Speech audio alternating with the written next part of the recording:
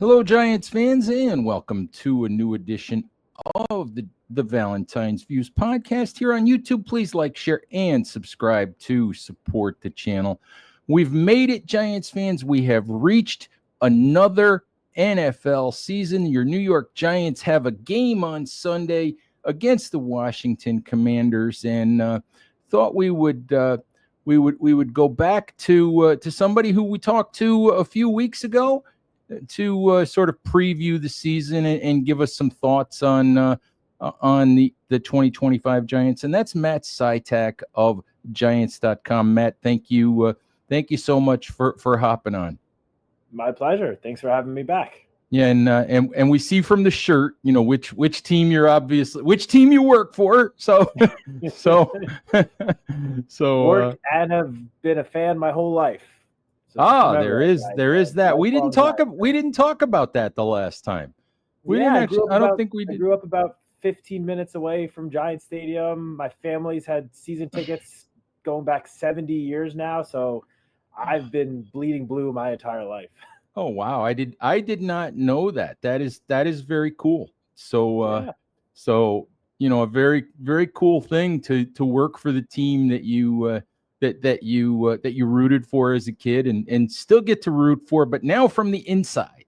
Exactly. I'm very lucky. It's like a dream job for me. So yeah, except for all the inside stuff that you probably find out that you don't want anybody else to know about. But we won't talk about any of that. Anyway, let's talk about, the last time we talked, I think we were sort of previewing training camp and looking ahead to all of that. Let me start with, from your perspective, what did you learn about this team, over the past month, through the month of August, through training camp, through the preseason? What did you learn that maybe you didn't anticipate, about this group? So I would say, I think the most glaring thing, and we kind of heard it from Joe Schoen when the few times that he spoke to the media in the off season, and then pretty much at the beginning of training camp around the draft as well, where he was questioned by members of the media, like, you're returning 10 of 11 starters on the offensive side of the ball, and this is coming after 2 straight seasons where the Giants had one of the worst offenses in the league, at least in terms of, points per game. And Joe Schoen noted, he's like, look, I understand, but the one change we have in the starting lineup is at the most important position. And of course, that was the addition of Russell Wilson under center. And I knew that, or I expected Russell Wilson to show, throughout the offseason workout program and throughout training camp, that he still had plenty of gas left in the tank. But he even impressed me with how he looked on just a daily basis. And, from afar, I've heard, all these different stories about how Russell Wilson is off of the field and how much of a, leader he is, how much leadership he brings, true veteran presence, not only to the quarterback room, but to the entire locker room. I underestimated, how much that was actually true, because he has been nothing but the most impressive teammate, mentor towards the other guys in the quarterback room. I have not heard one player or coach say one even slightly negative thing about Russell Wilson since the moment he stepped inside this building. It's been nothing but praise, both on and off the field. And not that fully surprised me, because obviously he's been doing this for such a long time and at such a high level. You don't just make 10 Pro Bowls in your career, but, easily. So clearly he's had a lot of success, but, he is, 30 or 36 years old now. So there were some questions about, how much can he still do? And I think he showed throughout the summer that he's still capable of being a very good quarterback in the NFL. I would agree with that. The thing that really struck me ever since spring is everybody has talked about Russell Wilson's leadership and the way that he prepares and what he's brought, just in terms of showing guys what it's supposed to look like, being willing to, to be vocal and not to call guys out, but to share what it's supposed to look like, how you're supposed to work. I mean, everybody loved Daniel Jones inside the building, and nobody would say a bad word about Daniel, but Daniel never carried the cachet that Russell Wilson would carry, just in terms of saying, I've seen, how to get to the top of the mountain. I know what it takes. I know how this is supposed to look. And right now it doesn't look that way. Right now, today, as we're on the practice field, it doesn't look that way. And my 2 cents from the outside is Russ can come off as scripted. He can come off. We chuckle sometimes about when he goes to his pressers. It's like, okay, how many different people in the organization is he going to name today? Because he has it down pat where you give him 10 minutes, he'll name at least 15 people in the organization. There's a certain format to a Russell Wilson press conference. And you wonder if it's, from the outside, it's easy to wonder if it's scripted, if it's fake, but it certainly doesn't seem like it's coming off that way, to the guys in the locker room. Yeah, I mean, I'm not, in the locker room 24/7, but from what I have seen, it is not scripted at all. I mean, everyone loves him. He's genuine the way that he sort of acts in front of the cameras and, in front of you guys, the media. That's kind of how he is around the building too. Like, he's always like, super polite, nice, like thanking everyone, thanking the kitchen staff and et cetera at lunchtime. Like, every single player, it seems like, that has spoken to the media has talked about how there's just a different vibe around the team this season compared to at least compared to recent seasons. And it's true. And Russell Wilson is a very big part of that. He's not the only factor in that. I think it's a combination of different things, but him just being the steadying presence to not only the offense, but the entire locker room, I think has been the biggest factor in that, sort of big vibe change that so many guys have spoken about over the last 6 weeks. Yeah, I guess the way I would put it is there's always sunshine wherever Russell Wilson goes. The sun is always right over his head. So it's not a halo, it's just the sunshine, just following Russ everywhere. And with how he looked in the preseason and at training camp, I can't wait to see him go out there on Sunday and finally get to do it in a game that actually matters. Not that, the preseason doesn't matter, it does, but it's obviously a whole nother ballpark from preseason to week one. And I think he's ready to go out and show everyone across the league that kind of counted him out that he's still got a lot left and a lot of good football left in him. Yeah, and we'll get to the other quarterback that everybody wants to talk to, on the roster a little bit later. But one of the things I wanted to ask you about, and you touched on it a little bit, just the vibes around this team, the preseason. I asked Brian Daboll, at one of the pressers when the preseason was over, it just looked like this team was having so much fun. There was no controversy. There were no distractions during the spring, during the summer. There were no stories that weren't about football. And by the end of the preseason, the 3-0 record isn't necessarily important. Okay, the 107 points that they scored is nice, but you got to realize a lot of that's second and third team guys, and compiled against players that aren't in the league right now. But I think what was important was just to see the fun these guys were having, to see the collective sort of atmosphere and the belief in themselves.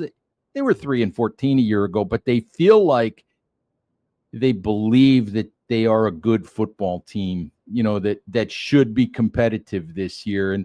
And for me, that's the takeaway from the summer, is that this team seems to enjoy itself and seems to believe in itself. You agree with that? Yeah, I really do. And I think, to the thing that kind of sums that whole point up that you just made perfectly was a quote that Tyrone Tracy had yesterday when he was Monday, when he was talking to the media, and someone asked him, are you guys looking to get off to a strong start because, 9 of the last 10 years, the Giants have started 0-2. I don't know what the exact stat is, and Tyrone Tracy literally said, he's like, none of us give a flying hoot about what happened 8 years ago, 10 years ago, even last year. It is a brand new season. What happened in the past has no bearings on the 2025 season, and we've put it in the rearview mirror. We're not even thinking about it. We are so focused on this coming Sunday, this coming season, that everything in the past doesn't matter. And, from everything we've seen and heard from the team since the start of training camp, that is fully how everyone in that locker room believes. No one is looking at that 3-14 record last year and thinking, oh, we can only make such a big jump from where we were last year. There's no thoughts of that at all. It's a brand new season. As we see in the NFL, things change on a year-to-year basis every year. So this team believes in itself. And obviously, as you mentioned, the strong performance in the preseason, it only means so much, but scoring 107 points in 3 contests, having 3 games with 30 or more points scored, the first time the Giants have ever done that in the preseason, that sort of offensive production, it certainly beats the alternative, what could have been, what we could have seen from the offense throughout the preseason. So, that quote from Tyrone, I think that kind of exemplifies how the whole team feels going into the season. Everyone is confident, and more so than anything, I think everyone is just trying to put all of, the talk and the buzz around the team from last year or previous couple of seasons.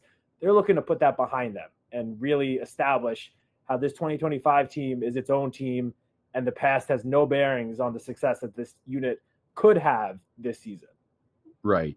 Of course, that they don't want to be associated with 3-14 a year ago. It's a fresh start, and I found that like I said, just the feeling around the team is different than it's been for a while. It's not like they're trying to convince themselves that they're good. They look around the locker room and they look around and they know that they're better, and that's a better place to start from, I think, than trying to convince yourself that you have a chance to win some games. I did want to ask you, we need to talk about Jackson Dart for a couple minutes. Obviously, the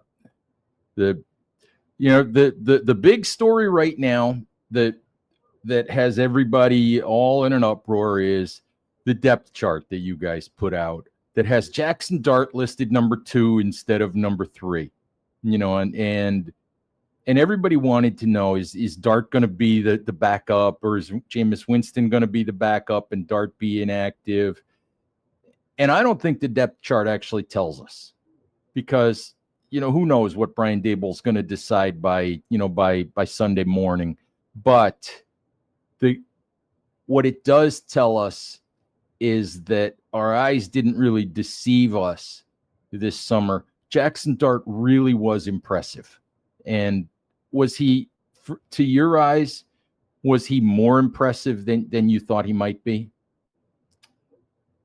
So to answer that last question, yes, just because, I think anytime any rookie quarterback steps onto an NFL field for the first time, you expect him to go through, some bumps. It's expected from any quarterback playing in the NFL for the first time. And again, it was only preseason. It's not like he was going up against, all of the opponent's starters each week, but he looked good out there. He looked impressive. And I think more so than anything else, he just showed that the NFL stage wasn't too much for him. Like he showed that he belongs in the NFL. Now he still has a lot of growth and a lot of development to do. And a lot of that is going to now be happening behind the scenes.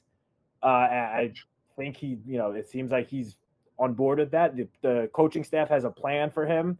One that, Brian Daboll has said that they shared with Jackson from day one. And, I'm assuming things have been going according to plan, because so far so good. In terms of the depth chart, as we hammer home every time that we release these depth charts, they are unofficial. These are not official, straight from the coaching staff, like unofficial depth chart. So, I've seen on social media a lot of people freaking out about that coming out, about which quarterback's number 2. All I can say is I'm sure Coach Dable will speak more about this. And by the time this podcast comes out, we will have already heard from Coach Dable most likely. And I'm sure he might shed some light. I mean, as we know, coach is not always the most. No, he won't. No, he won't.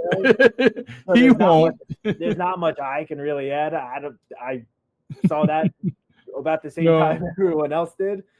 So all I can say is, Jackson looked good in the preseason. He did basically everything that any Giant fan or coach or teammate could have hoped him to do, except for maybe, as he even mentioned after the Patriots game, would like to see him just slide a little bit more. But other than that, I don't know what more you could have asked for from the rookie.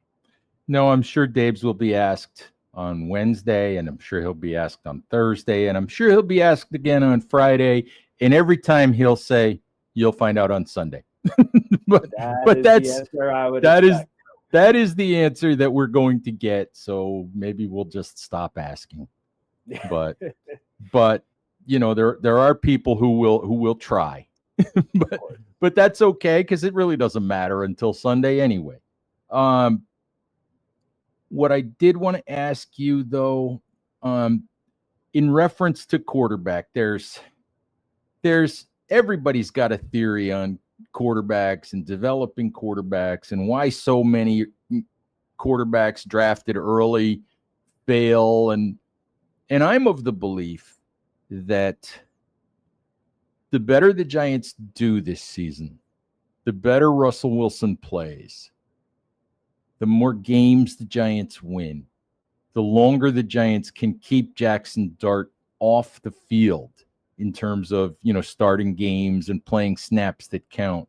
I'm of the belief that, I'm almost 100% sure Jackson Dart will be the starter in 2026, but I'm of the belief that the longer they can keep him off the field this year, the better it is for him. Probably the better it is for his long-term development. And I'll just say this. I don't think any quarterback has ever been ruined by having to sit for a while and learn behind the scenes. I think plenty of quarterbacks have been ruined, like Jackson Dart, or not Jackson Dart, like Anthony Richardson, like Bryce Young, maybe. There's plenty of examples of that. I think plenty have been ruined by playing too soon and playing too much.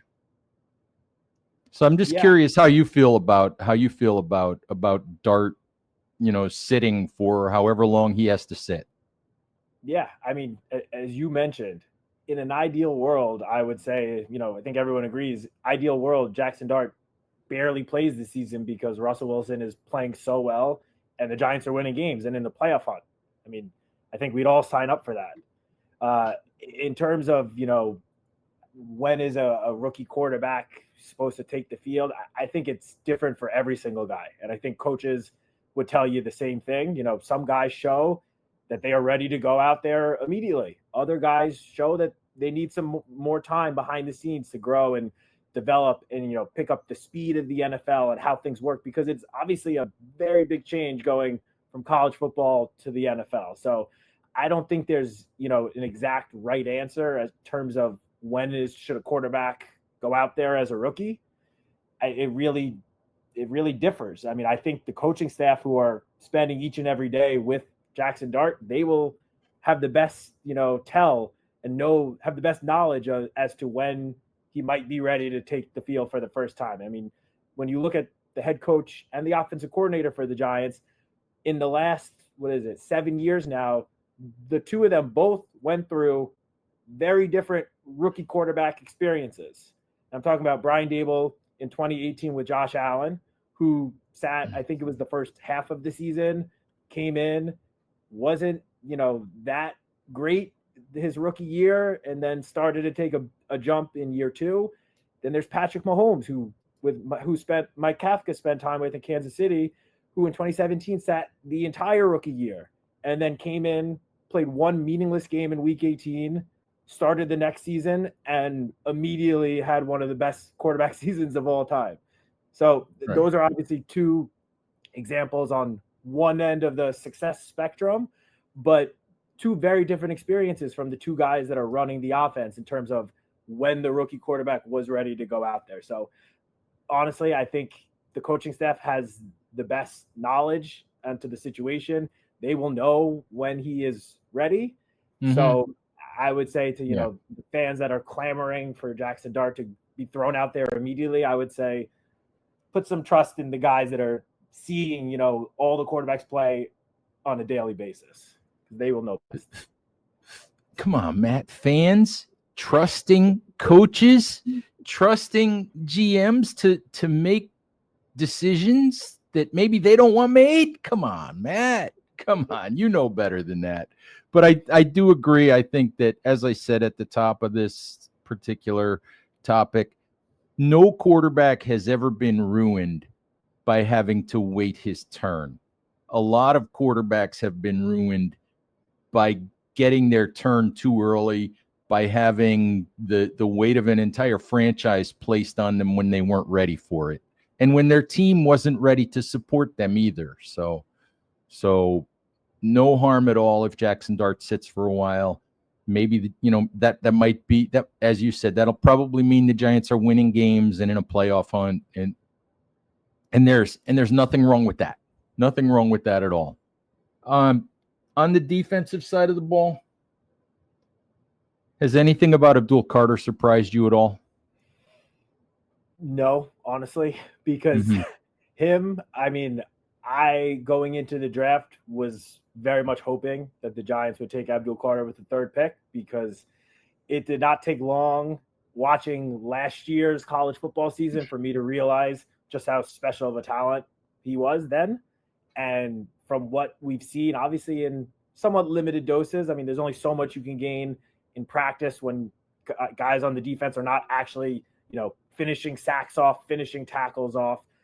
But he only played limited snaps in the preseason. But from what we've seen of him, like, he's lived up to the hype. I mean, I think throwing him into a defensive front with the veterans that the Giants already have in Dexter, Brian Burns, and Kayvon, you know, we've spoken about this. Everyone's spoken about this for months, but that defensive front truly has the potential to be one of the league's elite units. Now, everyone has to, A, stay healthy, and B, figure out how to mesh together to get the best out of each and every one of them. But on paper, the Giants could have a very, very, very good defensive front. And, you know, throwing Abdul Carter into the mix with those other three veterans,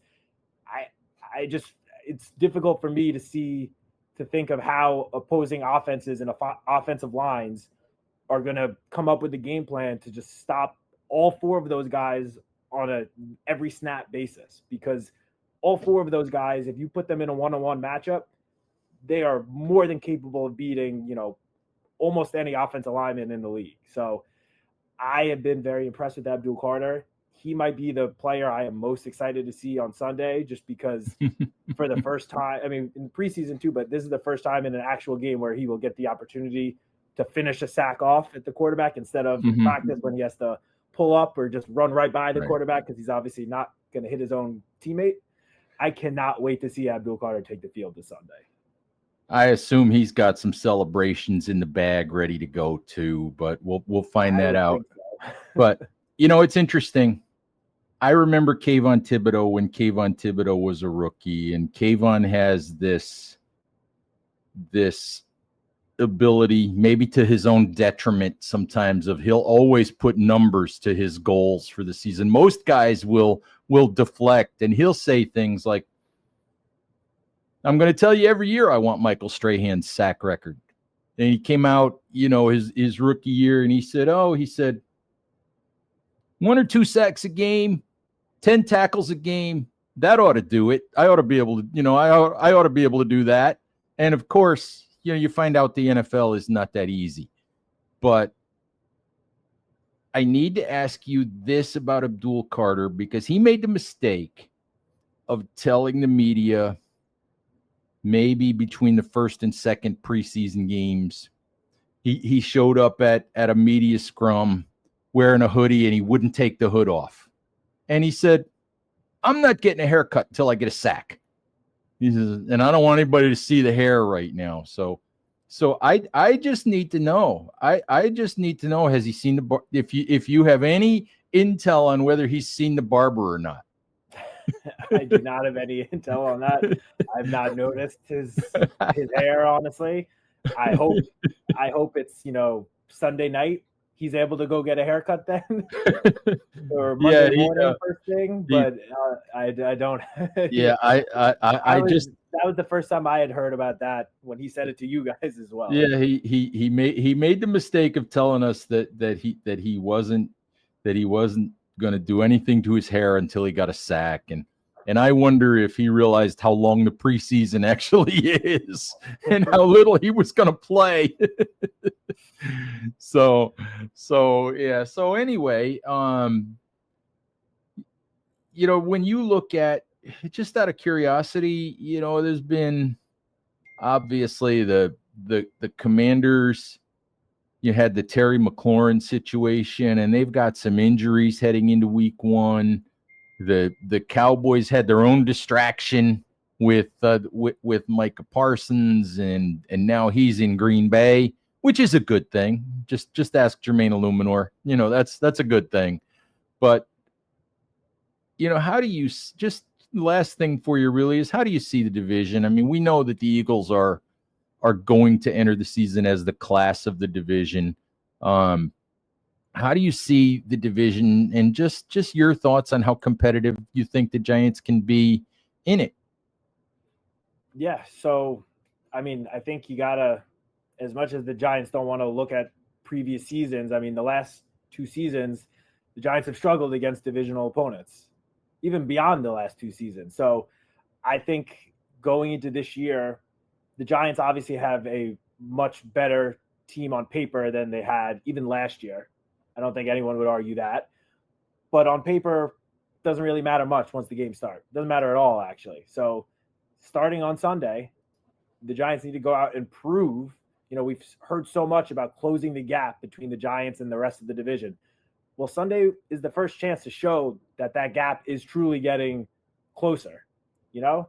Obviously, the Commanders are coming off a year where they made a surprise run to the NFC Championship behind the play of an amazing rookie quarterback in Jaden Daniels. Jaden's going into year 2 now. Is he going to hit a sophomore slump, or is he going to take a year 2 jump? Mm-hmm. I personally think it might be more of the latter, because I just think he's a phenomenal football player.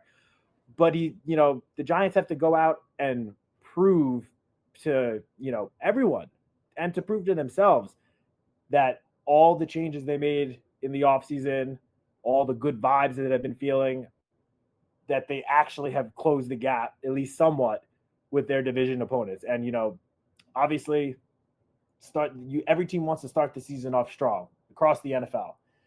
But when you have 2 divisional matchups to open up the season, they hold a little bit more significance. And especially with the struggles that the Giants have had against those divisional opponents. I mean, the Commanders were the one team that the Giants did have a lot of recent success against, but then they went 0-2 against them last year. Granted, they lost the 2 games by a total of 8 points. They were very close games. It's not like they got blown out, but nonetheless, the only thing that matters is that those games ended up in losses. And so the Giants have a chance week 1 to come out and show that not only are they a lot better than what people are portraying them to be, but that they're not just, going to roll over against these division opponents that have had a lot of success against them recently. So I'm personally excited to get the season started against an NFC East opponent, because I do think that a lot of people are, I don't want to say sleeping on the Giants, but have such low expectations for them, where I think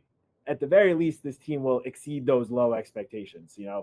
I think they're going to be better than people are giving them a chance to be going into week 1. All right, I would actually agree with that. I don't know how many wins it's going to turn out to. It's going to end up producing, because the schedule is very daunting. But the 2 games against the Cowboys are not as difficult as they were a week or so ago, and we'll see. I always say, look, you look at the schedule, and you can look at it in June or July or whatever, and it's never it doesn't look the same as what it might look like in September or October or November, because you never know who's going to be hurt, who's going to be playing, which teams are going to be struggling, which teams are going to be exhausted by travel. You just never know until you get there. So we'll see, but we get started on Sunday, which is a good thing. So I will. I saw some stat, leading into training camp that said, obviously at this point we all know that going into week 1, the Giants have the hardest strength of schedule on paper based on last year's records. But the stat was something like that the team that had the hardest strength of schedule going into the season, by the end of the season, I don't think it's ever turned out where that team ended with also the hardest strength of schedule, because as I mentioned earlier, and as we all know, so much changes in the NFL on a year-to-year basis. So just because one team on paper looks like a tough matchup going into the season, as you mentioned, 2 months from now, who knows what that team is going to look like. So for everyone, freaking out about the strength of schedule, all I will say to that is, just like the Giants and Coach Dable has said, let's take it 1 week at a time. Our focus right now is on the Commanders on Sunday. Let's hope for a win. And from then on out, let's take it week by week. Absolutely, Matt. Thank you very, very much for the time. Giants fans, please remember to stay safe out there. Take care of each other, and we'll talk to you soon. Bye-bye.